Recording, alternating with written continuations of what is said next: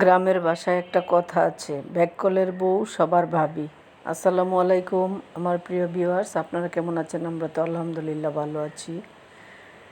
তো এখানে আমি শুটকি রান্না করছি অল্প একটু আলু আর সিম দিয়ে। আমি যেহেতু সিম ডিপে রেখে যাই, সেখান থেকেই অল্প একটু নামিয়ে রান্নাটা করছি। আসলে প্রতিটি মানুষ, প্রতিটি মেয়ের জীবন আলাদা আলাদা। প্রতিটি মেয়েই চায় তার সংসার সুন্দর হোক। একটা মেয়ে মা বাবা ভাই বোন আত্মীয় স্বজন ছেড়ে অন্য একটা ফ্যামিলিতে যায়, সেখানে যদি আদর ভালোবাসা না পায় তাহলে মেয়েটার জীবনটা একদম বদলে যায়।